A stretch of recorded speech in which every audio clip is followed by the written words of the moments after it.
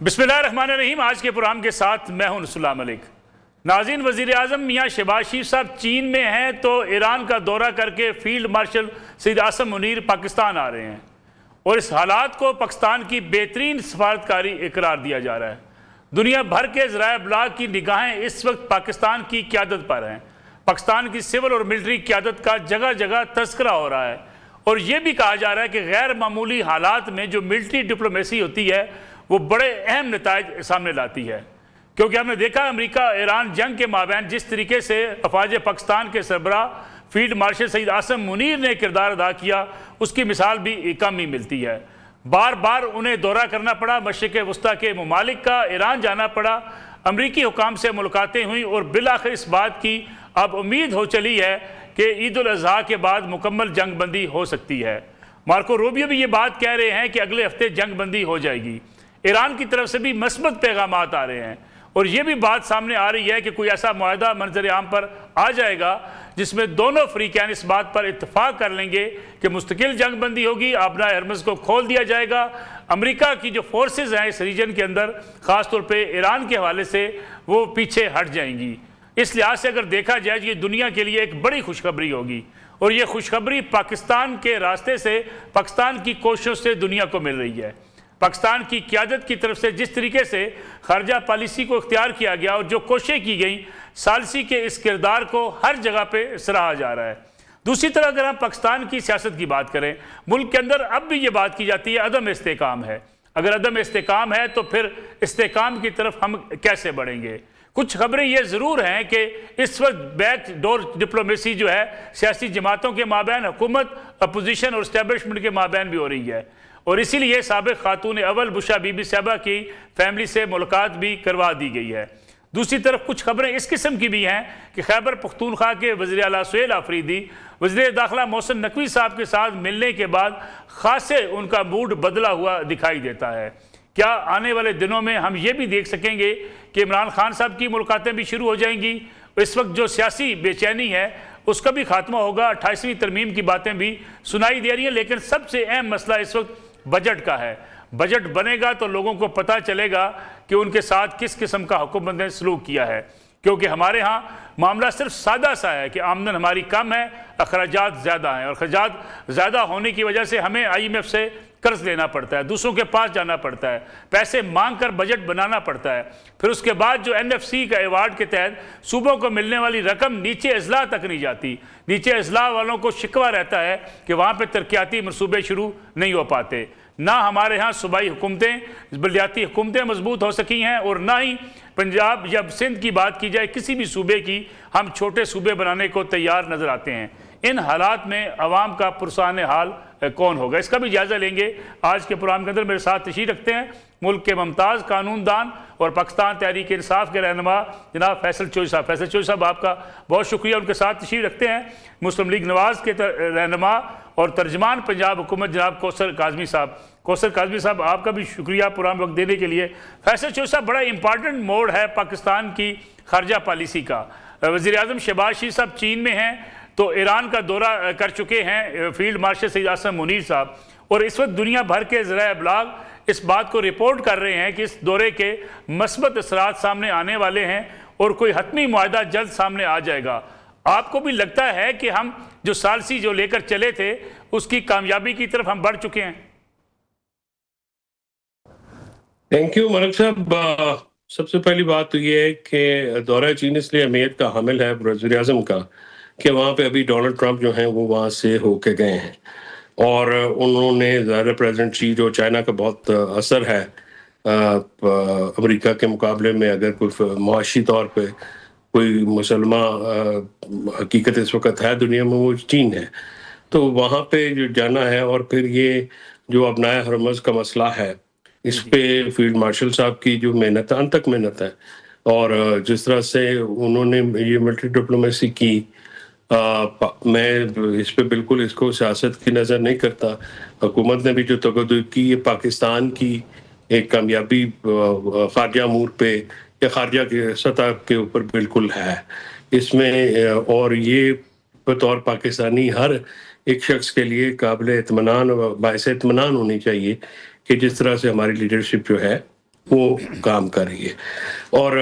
یہ چیز جو ہے معاہدہ، دیکھیے اس میں ظاہر ہے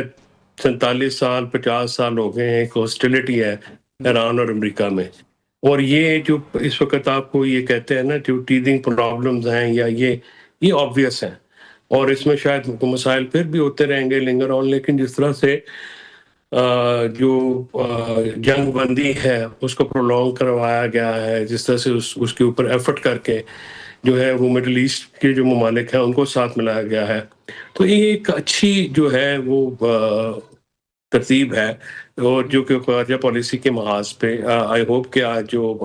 میں نے ISPR کی جو پریس ریلیز ہے وہ پڑھی ہے، اس سے کافی وہ حوصلہ افزا پریس ریلیز ہے. تو امید ہے کہ اگر آپ کو یاد ہو تاریخ میں، سوری میں آپ کو وقت لے رہا ہوں، اگر آپ کو یاد ہو تاریخ میں، تو بھٹو صاحب جب گئے تھے چائنا، اس وقت بھی آپ کو پتہ ہے پاکستان نے ایک رول پلے کیا تھا ہنری کسنجر کا خاموش ڈپلومیسی کے ذریعے چائنا امریکہ کے جو سرد تعلقات تھے ان میں بہتری لانے کے لیے. اور وہ پھر بعد میں کافی جو ہے وہ ایک پاکستان کا اس معاملے پہ بھی ایک رول تھا.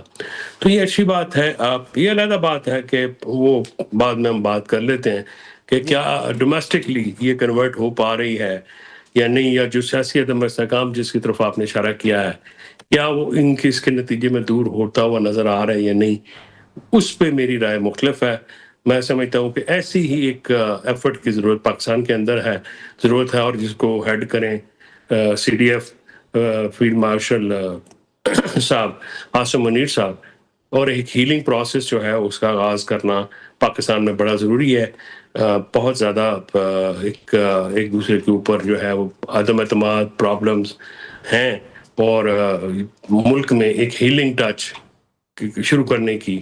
اشد ضرورت ہے. بالکل ٹھیک ہے. کوثر کاظمی صاحب، دورہ ایران کے بعد یہ کہا جا رہا ہے، فوج کے ترجمان کی طرف سے جو پریس ریلیز جاری کی گئی ہے اس میں بھی کہا گیا ہے کہ 24 گھنٹوں کے دوران جو پیش رفت ہوئی ہے حتمی معاہدے کے تقریباً ہم قریب پہنچ چکے ہیں. یعنی اگر حتمی جو ہے سمجھوتہ ہو جاتا ہے دونوں ممالک کے مابین، بڑی خوشخبری ہوگی پوری دنیا کے لیے. پاکستان یقینی بات ہے اس وکٹری سٹینڈ کے اوپر کھڑا ہوگا کہ اس نے جنگ بندی کے لیے اپنا ایک کردار ادا کیا ہے. پھر خاص طور پہ اگر ہم بات کریں افواج پاکستان کے سربراہ فیلڈ مارشل سید عاصم منیر صاحب کی، کہ ان کی جس طرح سے کوششیں ہوئیں اور جس طریقے سے یہ کوششیں کامیابی کی طرف آگے بڑھ رہی ہیں، دنیا کو یہ پیغام ملنے والا ہے کہ پاکستان نے اس مشرق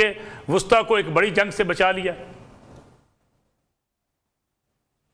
بسم اللہ الرحمن الرحیم، اللہم صلی علی محمد وآل محمد. ملک صاحب، بالکل اللہ پاک نے جس طریقے سے پچھلے ایک عرصے کے دوران پاکستان پر اپنی مسلسل کرم نوازیاں کی، اس ذات کا ہم سب کو شکر گزار ہونا چاہیے. خواہ آپ کا تعلق کسی سیاسی جماعت سے ہے، کسی بھی نقطۂ نظر کوئی بھی آپ رکھتے ہیں رکھیں، لیکن یہ بطور مجموعی جو پاکستان کو اللہ پاک نے عزت سے نوازا، عین اس وقت جب دنیا ایک بہت بڑی جنگ کے دھانے پہ کھڑی ہوئی تھی. یہ مسئلہ صرف ایک ملک کا یا دو ممالک کا نہیں تھا، اثر صرف امریکہ کے لیے یا ایران کے لیے نہیں تھا. آپ نے دیکھا کہ جتنا عرصہ یہ کشیدگی جو اب تک جاری ہے اس کے حوالے سے پوری دنیا میں اس کے اثرات نظر آئے. مطلب اس جنگ اتنی اس قدر پھیلی کہ یورپ کے اندر، امریکہ کے اندر، مڈل ایسٹ کے اندر، جدھر بھی آپ نگاہیں کریں گے اس جنگ کے اثرات بہرحال وہاں پہ موجود تھے. جو پیٹرول ملتا تھا امریکہ کے اندر $3-3.5 کا، وہی $6.5 کا وہاں پہ بکا. لوگوں نے ویڈیوز بنا کے لگائیں کہ جنگ تو ایران میں ہو رہی ہے، اثرات یہاں کیلیفورنیا میں، نیو یارک میں،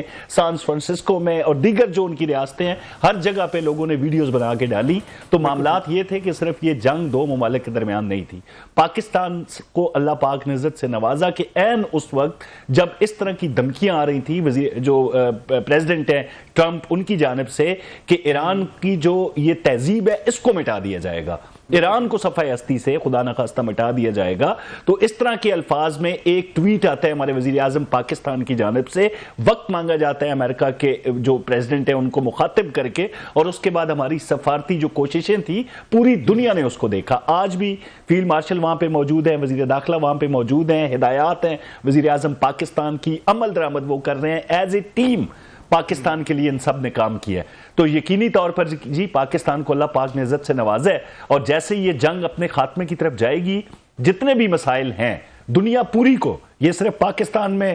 پیٹرول ڈیزل مہنگا نہیں ہے یا ہمارے ہمسایہ ممالک میں، پوری دنیا میں یہ تمام جو مہنگائی کا ایک سیلاب ہے، ایک طوفان ہے، یہ پیٹرول ڈیزل کی جو پرائسز ہیں ان میں خاطر خواہ کمی ہوتی ہوئی آپ کو محسوس ہوگی، اور دنیا میں ایک دفعہ پھر انشاءاللہ امن کے ساتھ آگے اپنے اپنے ممالک جتنے بھی ہیں وہ ترقی کے سفر پہ گامزن ٹھیک ہو گیا۔ کوثر کاظمی صاحب، سفارتی کامیابیوں کے ہم جھنڈے تو گاڑ رہے ہیں، لیکن جس کا ذکر آپ نے بھی کیا اور میں نے بھی آغاز میں کہا تھا کہ ہم اس کا بھی جائزہ لیں گے کہ ملک کے اندر جو اس وقت سیاسی بے چینی ہے اس کا خاتمہ کب ہوگا، اور خاص طور پہ اگر بجٹ آتا ہے اور بجٹ میں عام آدمی کو ریلیف نہیں ملتا تو پھر اس کی سوچ کیا ہوگی، اس پہ بھی بات کریں گے لیکن ایک بریک کے بعد۔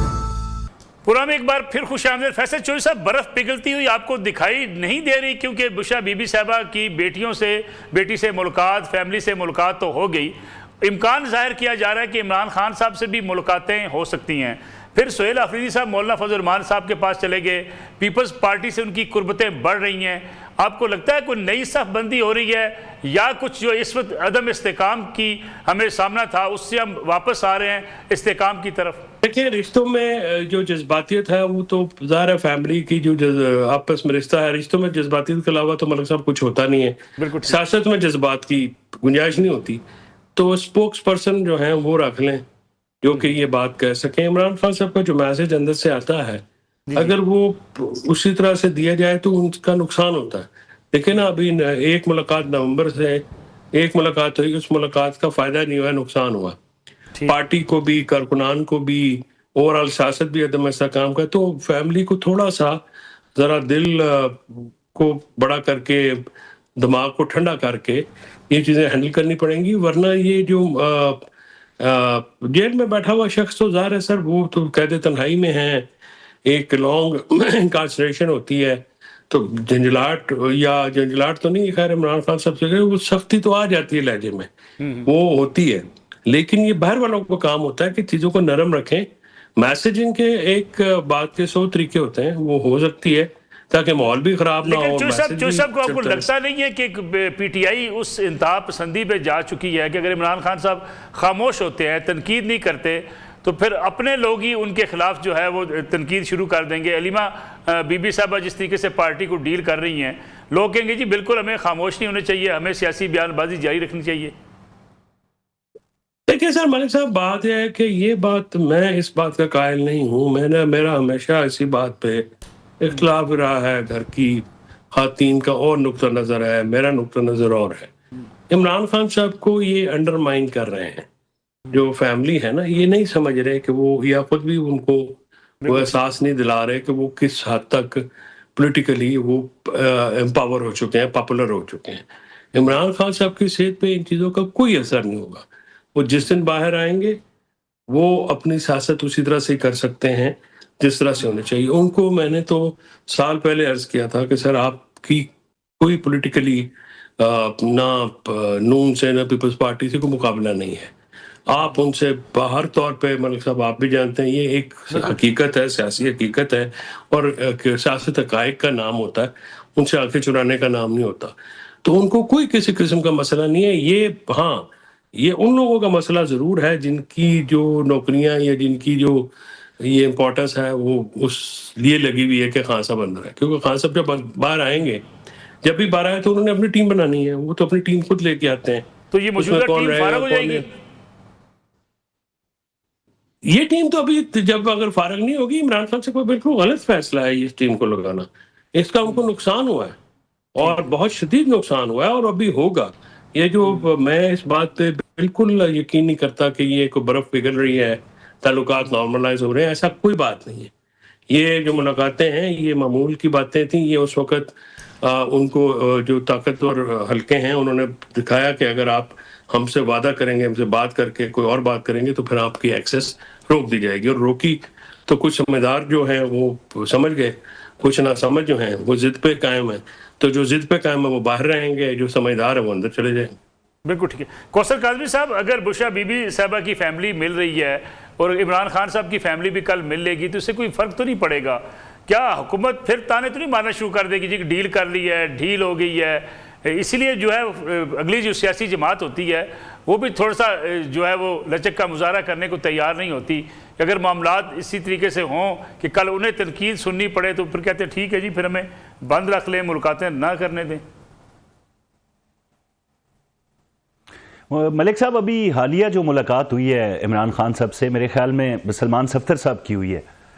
آپ نے ان کے منہ سے وہ باتیں سنی جو ان کی ہمشیرائیں جو ہیں وہ علیمہ خانم صاحبہ ہوں یا دیگر ہوں، جس طرح کی زبان میڈیا کے سامنے وہ استعمال کرتی ہیں، چاہے وہ ریاستی اداروں کے حوالے سے ہو یا حکومت وقت کے حوالے سے ہو، اسٹیبلشمنٹ کے حوالے سے ہو، بلکہ سلمان صفدر صاحب کو آپ نے یہ کہتے ہوئے ضرور سنا کہ عمران خان صاحب he is in a good spirit, جی ہیلتھ کے حوالے سے کوئی مطلب وہ بالکل ٹھیک ٹھاک ہے، طبیعت ان کی بالکل ٹھیک ہے، اور این اس وقت جب یہ لوگ ابھی 26 نمبر پہ وہاں پہ ایک فساد برپا تھا، یہ فیصل صاحب تو آن ریکارڈ کہہ رہے ہیں۔ دیکھیں نہیں، انہوں نے بنائی کے بارے میں تو سلمان نے بھی یہی کہا ہے نا، جی وہ تو نہیں ساتھ انہوں نے ہی گڈ اسپرٹ کے الفاظ بھی استعمال کیے ہیں، جی دیکھیں بیماری ہو چکی ہے، جی کوسے صاحب دیکھیں ایک عمر کا بھی تقاضا ہوتا ہے فیصل، ہم سب کے ہاں بزرگ ہوتے ہیں، 75 جو ایج ہے اس کے حوالے سے جو امراض چشم ہیں ان کے کوئی نہ کوئی مسائل انسانی صحت کے ساتھ رہتے ہیں، کیا ان کا ٹریٹمنٹ ہو رہا ہے یا نہیں ہو رہا ہے؟ یہ نہ کہیں کہ بہنیں جو چاہتی ہیں بالکل وہ ٹریٹمنٹ ہونا چاہیے، بہرحال وہ ایک قیدی ہیں، ایک سزا کاٹ رہے ہیں، جیل کے قواعد و ضوابط کے مطابق جو حقوق حاصل ہونے چاہیے ان پہ کسی قسم کا کمپرومائز نہیں ہو رہا۔ پمز کے اندر جب ان کو لے جایا گیا، ان کے جو ڈاکٹر تھے، ڈاکٹر ندیم ہے، ڈاکٹر فیصل، میرے خیال میں مجھے نام یاد نہیں آ رہا ہے اس وقت، لیکن ان کو باقاعدہ طور پر بتایا گیا، بشرا بی بی کو جب لے جایا گیا تب بھی بتایا گیا، جب عمران خان صاحب پم سے واپس جیل میں آئے تب بھی ان کو اپڈیٹ کیا گیا، وہ ان کی اہلیہ ہیں، ان کی اجازت سے ہر کام ہو رہا ہے۔ جہاں تک بہنوں کی بات ہے نا ملک صاحب، جو جس طرح کے الفاظ، مجھے حیرت ہوتی ہے کہ خان صاحب نے سلمان صفدر صاحب کو یہ کیوں نہیں کہا کہ بھیجا باہر، کہ یار وہ بہنیں جو میری ہیں وہ کمال کر رہی ہیں، جس طریقے سے وہ انسٹرکشنز دیتی ہیں پارٹی کو، علیمہ خانم صاحبہ، کہ بھائی کی صحت کے حوالے سے پی ٹی آئی ہم سے پوچھے بغیر کوئی بات نہ کرے، وہ بیرسٹر گور کو سنا رہی ہیں جو کہ نامزد کردہ ہیں عمران خان کے ایز اے چیئرمین، باقی جتنے بھی افراد ہیں وہ سب عمران خان کے نامزد کردہ لوگ ہیں، ان کو وہ حکم صادر فرما رہی ہیں جن کو غیر سیاسی کہا جاتا ہے پی ٹی آئی کے بعض حلقوں کی جانب سے، کہ آپ نے جب عمران خان کے حوالے سے بات کرنی ہے نا آپ نے ہم سے اجازت لینی ہے۔ بھائی وہ خاتون کہہ رہی ہے جو مارکہ حق کے اندر حال ہی میں کہتی تھی کہ مودی ان کو تھپڑ مارے گا، یہ چپ کر کے کھا لیں گے لیکن جواب نہیں دیں گے۔ بھائی میرے خیال میں عمران خان صاحب ایسی خواتین کو جن کے منہ سے بغیر سوچے ہوئے پاکستان اور ریاست کے حوالے سے جملے نکل جاتے ہیں، کوئی ذمہ داری نہیں دیں گے، کسی قسم کا کوئی معاملہ نہیں ہوگا۔ جو لوگ انہوں نے نامزد کیے ہوئے ہیں ان میں بہت اچھے لوگ بھی ہیں، اچکزئی صاحب ہوں یا دیگر علامہ راجہ ناصر عباس ہوں، بیرسٹر گور ہوں، جہاں تک وہ بات کرتے ہیں ہمیں سمجھ بھی آتی ہے، لیکن اچانک کہیں سے سبوٹاج ہو جاتی ہیں تمام کوششیں کہ آپ مل کر بیٹھے تاکہ عمران خان کے علاج سمیت سیاسی رواداری کے حوالے سے ہم بات کر سکیں، لیکن اس کو کچھ لوگ عمل پیرا نہیں ہونے دیتے اس معاملے۔ ٹھیک ہو گیا فیصل چوہی صاحب، کوئی جی میں آتا ہوں آپ کی طرف، فیصل چوہی صاحب کوئی نئی صف بندی ہو رہی ہے؟ اس کا ذکر میں نے کیا، مولانا فضل الرحمان صاحب سے ملاقات، پھر جو ہے پیپلز پارٹی کے ساتھ قربتیں سہیل آفریدی صاحب کی۔ دیکھیں سہیل آفریدی صاحب سے آپ کوئی زیادہ توقع نہ لگائیں، وہ غیر سیاسی سا ایک لڑکا ہے جس کو یہ لگا دیا ہے سی ایم، ان کی تمام تر جو حرکات و سکنات ہیں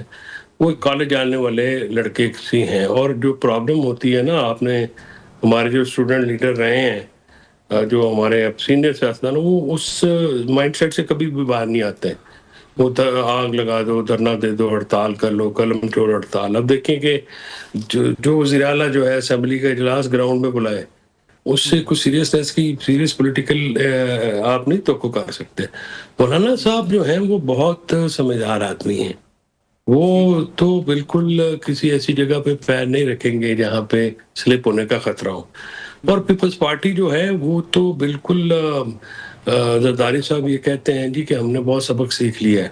تو میں آپ کو بتا سکتا ہوں کہ جس دن 28ویں ترمیم ہونی ہوئی، یہ پیپلز پارٹی والے خود ہی آگے ووٹ بھی ڈالیں گے، سب کچھ ہو جائے گا۔ یہ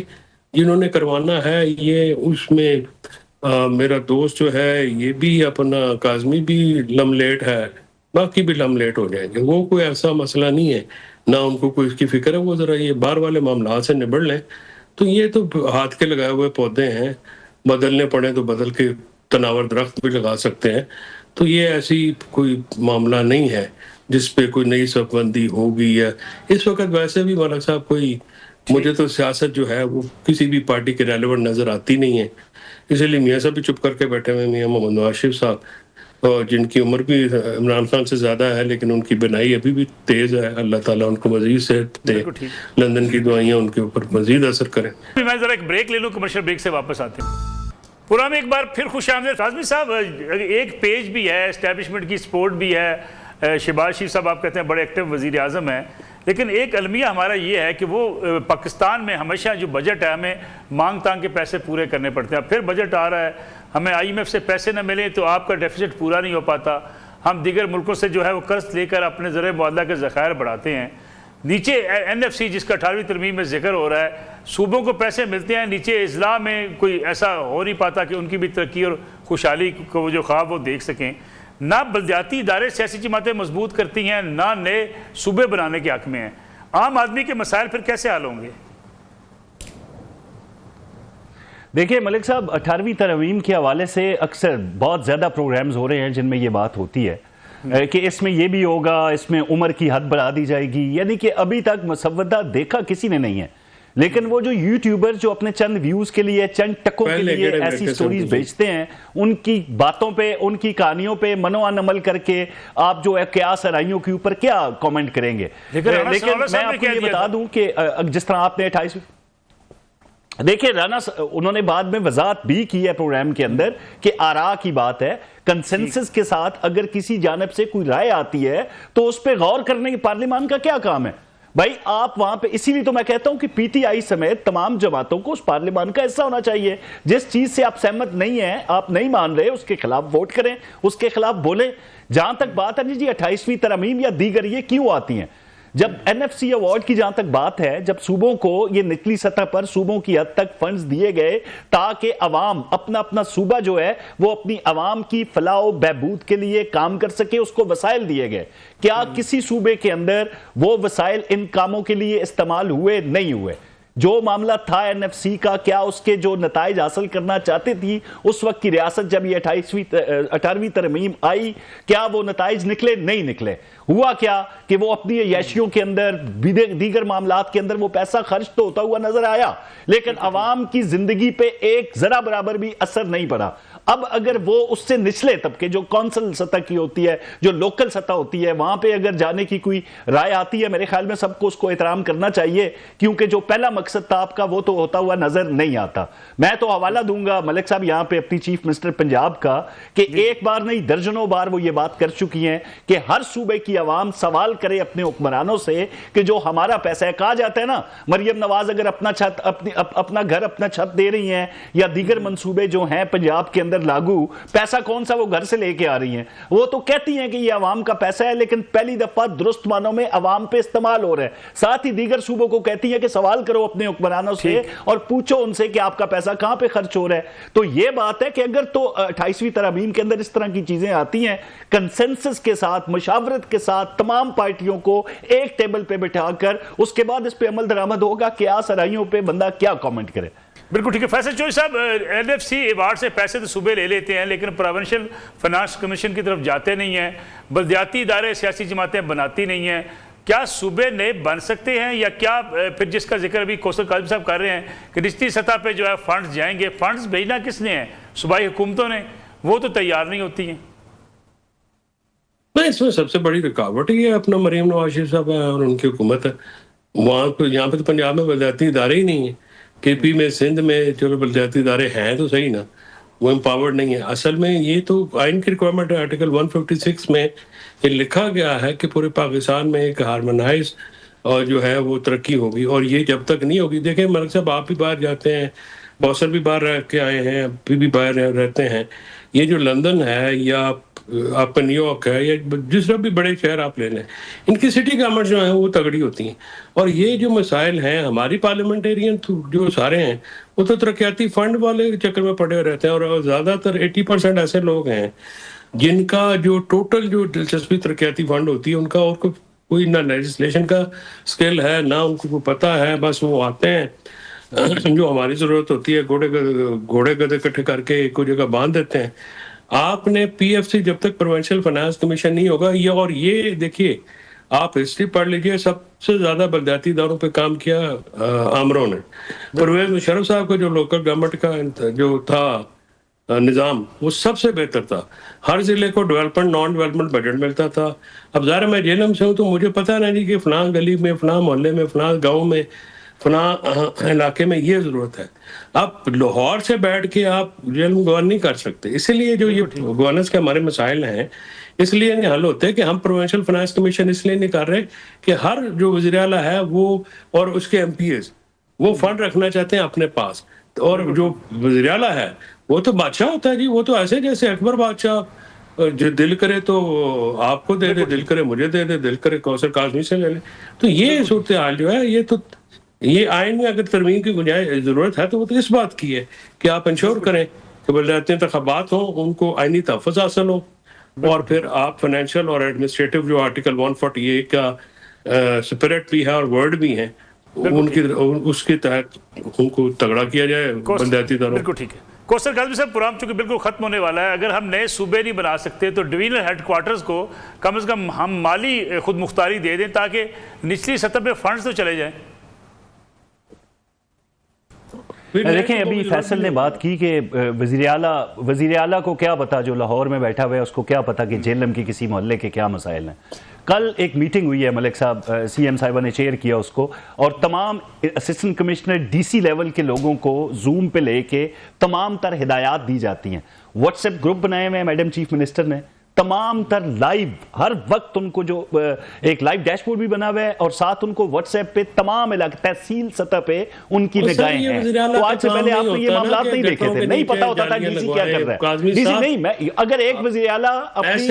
فیصل ایک وزیر اعلیٰ اپنی خوشی سے یہ کام کر رہا ہے کہ تحصیل کے اندر ستھرا پنجاب کا بھی نگرانی کر رہی ہے, تو یہ مسئلے پہلے تو نہیں تھی نا. اب اگر ایک وزیر اعلیٰ 24 گھنٹوں میں 18 گھنٹے کام کر رہی ہے, یہ کام ہے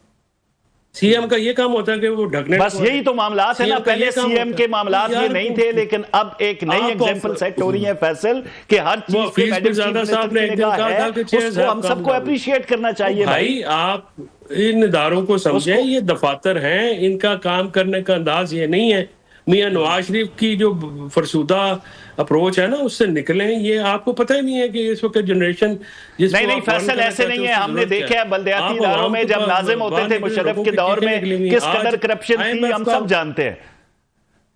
وہ بھائی آئی ایم ایف کے ہم سب جانتے ہیں جس دور میں ناظم